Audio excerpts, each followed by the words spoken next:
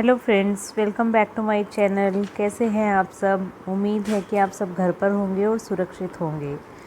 तो आज मैं एक और डीआईवाई वीडियो लेकर आई हूं जिसमें मैं वेस्ट पड़ी प्लाई के टुकड़ों से और ये जो गत्ते का कार्डबोर्ड का केक बेस आता है केक के साथ, उनसे मैं कुछ किचन डेकोर आइटम्स बनाने वाली हूँ।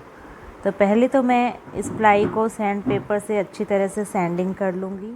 सैंडिंग करने का ये फ़ायदा है फ्रेंड्स कि ये इस प्लाई की एडजेस को स्मूथ करेगा और इसकी जो सरफेस की रफनेस है उसको दूर करेगा।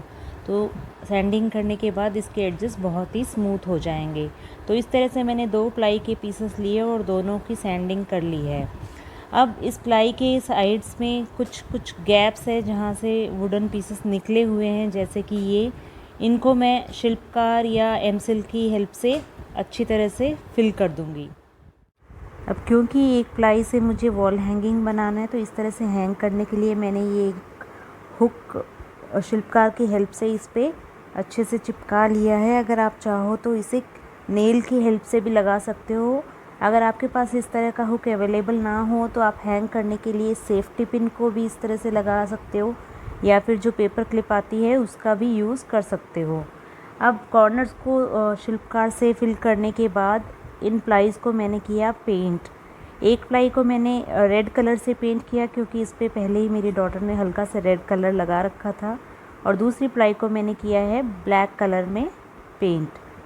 तो अब मेरी दोनों प्लाई जो है वो रेड और ब्लैक पेंट होकर तैयार है। और जो मेरा केक बेस था सर्कुलर, जो चॉपिंग बोर्ड का इफ़ेक्ट मैं जिसको देने वाली हूँ, उसको भी मैंने इस तरह से ब्लैक पेंट कर तैयार कर लिया है। अब मैं रख दूँगी इन्हें सूखने के लिए। पहले डीआईवाई के लिए मैंने ली है ये इस तरह की 2 प्लास्टिक की, एक स्पून और एक फोक, जो बच्चों के लंच बॉक्स के अंदर आती है। ये वैसे यूज़ नहीं होती है, ऐसी बहुत सारी मेरे पास रखी हुई है, तो इनमें से ही मैं एक यूज़ कर रही हूँ यहाँ पे। तो ये मैंने ग्लू गन की हेल्प से इस बोर्ड पे इस तरह से चिपका ली है, और इस पर अब मैं एक्रेलिक कलर की हेल्प से अपनी पसंद का कोई भी एक कोटेशन लिख लूँगी। और इस तरह से मैंने ऊपर एक थोड़ा सा फ्लोरल पैटर्न बना लिया है इसको कवर अप करने के लिए। तो इस तरह से मैंने पेंट करके इस फ्लोरल पैटर्न के अंदर अच्छे से कलर फिल कर लिया और इसको एक अट्रैक्टिव लुक देने की कोशिश की। तो अब जब ये कोटेशन मेरी लिखकर रेडी है और ये पेंट भी होकर जब कंप्लीट हो जाएगा, तो मैं एक मैक्रेमे थ्रेड लूँगी। अगर आप चाहो तो कोई छोटी रस्सी या धागा भी ले सकते हो। इसकी हेल्प से इस होल में से पास करके मैंने इस कार्डबोर्ड में एक होल कर लिया है ऊपर, इसमें से पास कर मैं इस तरह से इस रस्सी को टाई कर दूंगी, ताकि इसकी हेल्प से मैं इसे किसी भी नेल पे अच्छे से हैंग कर सकूं। तो फ्रेंड्स, ये देखिए, बिल्कुल आसानी से ये मेरा पहला किचन डेकोर आइटम तैयार हो गया है। अगले डीआईवाई के लिए मैं इस तरह की स्टेंसिल यूज़ करूँगी। ये रेडीमेड स्टेंसिल मेरे पास अवेलेबल है। अगर आपके पास अवेलेबल ना हो तो आप खुद की स्टेंसिल भी डीआईवाई कर सकते हो, जो मैंने प्रीवियस किड्स रूम डेकोर के वीडियो में दिखाया था कि कैसे हम OHP शीट की हेल्प से अपना खुद का स्टेंसिल रेडी कर सकते हैं। तो ऐसे स्पंज की हेल्प से मैंने डैबिंग करके स्टेंसिल से ये जो ब्लैक मेरा प्लाई का पीस था उस पर इस तरह से पेंट कर लिया है। तो इस तरह से मैंने 2-3 कलर लेकर अलग अलग तरह से इस प्लाई पर ये पैटर्न पेंट कर लिया।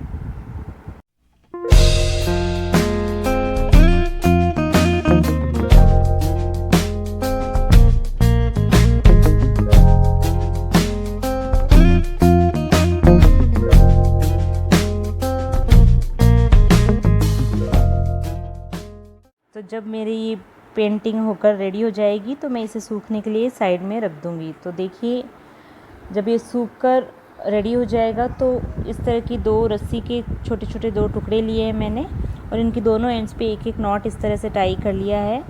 और मैंने ली है ये कील, छोटी छोटी कील जो इजीली अवेलेबल है। ये यूजुअली इलेक्ट्रिकल फिटिंग्स में यूज़ होती है। तो इस कील की हेल्प से इस रस्सी को इस प्लाई की दोनों एंड में मैं इस तरह से लगा लूँगी, क्योंकि इससे मुझे बनानी है एक ट्रे, और इसके दोनों हैंडल मैंने इस तरह से रेडी कर लिए हैं।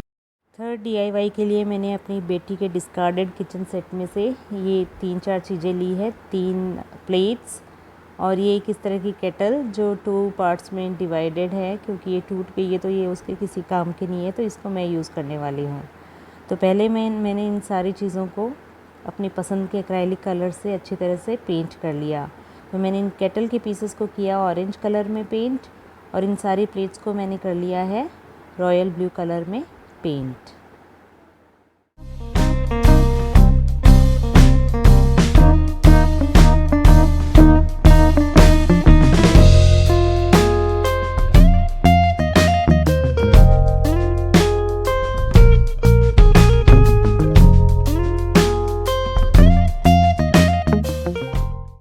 जब इन सब की पेंट सूख कर तैयार हो जाएगी तो इन दोनों केटल्स पे मैं इस तरह से कोई फ्लावर पैटर्न डिज़ाइन बना लूँगी।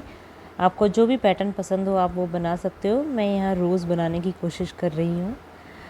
तो इस तरह से मैंने दोनों केटल को पेंट कर लिया है एक्रेलिक कलर से। मैंने इस तरह से इस पर एक डिज़ाइन रोज़ का बना लिया है।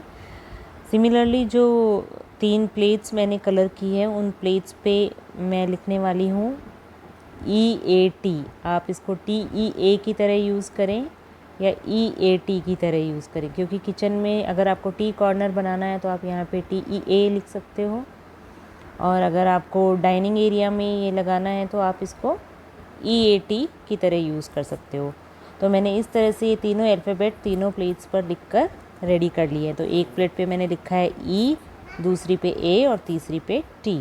तो अब मैंने ली है अपनी रेड वाली प्लाई जिस पे मैंने हुक लगाया हुआ था, और हुक को मैं ऊपर की तरफ रखूँगी और इस पर एक स्केल से मार्जिन ड्रॉ कर लूँगी, और जहाँ जहाँ मैंने मार्जिन ड्रॉ करी है उस एरिया को मैं इस तरह से ब्लैक कलर से पेंट करके इस प्लाई पे एक बॉर्डर बना लूँगी। अब मैंने की है प्लेसमेंट इन तीनों प्लेट्स की इस तरह से, और नीचे की तरफ केटल्स की प्लेसमेंट। तो पहले मैंने ये ऐसे अरेंज करके चेक कर ली है। अब जब इनकी लोकेशन पोजीशन सारी सही होगी तो अब मैं इनको ग्लू गन की हेल्प से यहाँ पे स्टिक कर लूँगी। अगर आप चाहो तो यहाँ पे शिल्पकार का भी यूज़ कर सकते हो या किसी और एडहेसिव से भी आप इनको पेस्ट कर सकते हो, ये इजीली पेस्ट हो जाएगी। तो इस तरह से मैंने ऊपर ये EAT की प्लेट्स और नीचे ये केटल्स पेस्ट कर लिया है। अभी इस तरह से कुछ छोटे छोटे आर्टिफिशियल फ्लावर्स मेरे पास रखे हुए हैं जो बच्चों के प्रोजेक्ट्स में काम आते हैं। इन फ्लावर्स को मैं इस तरह से इन केटल्स में डाल दूँगी, जिससे ये खूबसूरत सा फ्लावर पॉट बनकर तैयार हो जाएगा। तो बस इसको अब हम वॉल पे हैंग कर देंगे, अपने डाइनिंग एरिया में रख लेंगे। तो ये हो गया हमारा 3rd किचन DIY डेकोर तैयार। तो फ्रेंड्स कमेंट कर मुझे ज़रूर बताएं कि आपको ये आइडियाज़ कैसे लगे, और अगर आपको ये वीडियो पसंद आया हो तो मेरे चैनल को लाइक, शेयर एंड सब्सक्राइब करना ना भूलें, और बेल आइकन पर क्लिक करें ताकि आपको टाइम टू टाइम नोटिफिकेशन मिलती रहे। Thank you for watching.